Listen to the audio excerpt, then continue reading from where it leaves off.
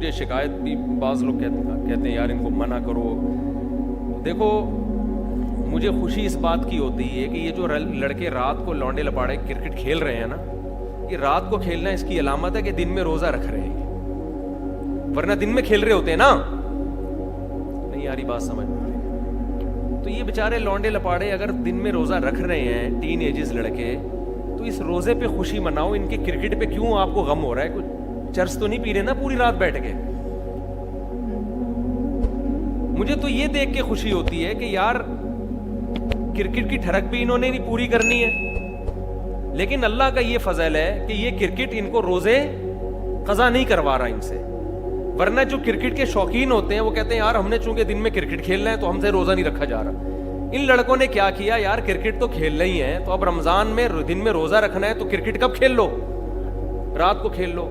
تو اس پہ میرا خیال ہے خوش ہونے کا یہ موقع ہے. کیا خیال ہے؟ اور دوسری بات یہ کہ پب جی تو نہیں کھیل رہے نا, اسنوکر سے, ڈبو سے, تاش سے, یہ جو فضول قسم کے گیم ہیں ان سے تو پھر بھی 1000 گنا بہتر ہے. کچھ بھاگم دوڑی ہو جاتی ہے, کچھ ہل لیتے ہیں.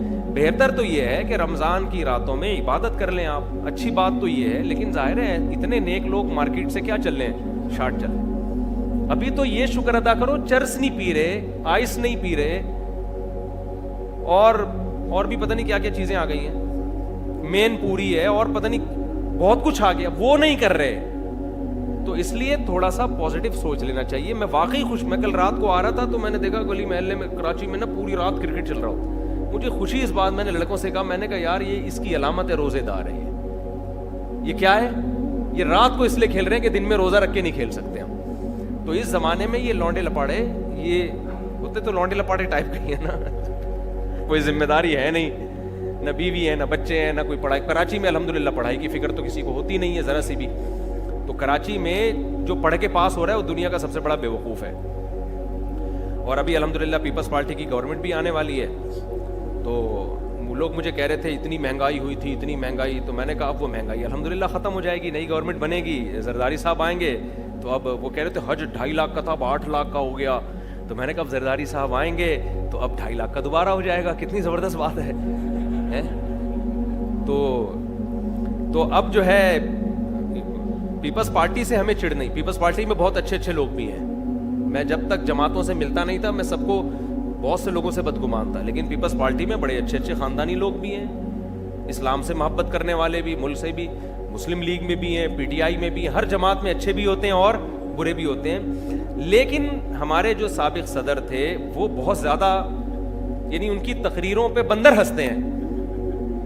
وہ بیان کر رہے تھے کہ جب غریب پر کوئی ظلم کرتا ہے, کچھ اس طرح کا بیان تھا, مجھے پورے الفاظ, او کما قال زرداری صاحب, انہوں نے کہا کہ جب غریب پہ کوئی ظلم کرتا ہے تو مجھے بڑی تکلیف ہوتی ہے.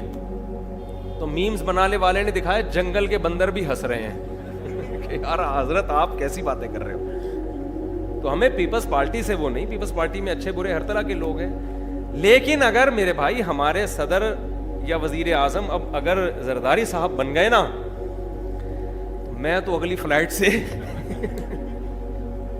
فوراً کہیں کسی دوسرے کنٹری بھاگ رہا ہوں.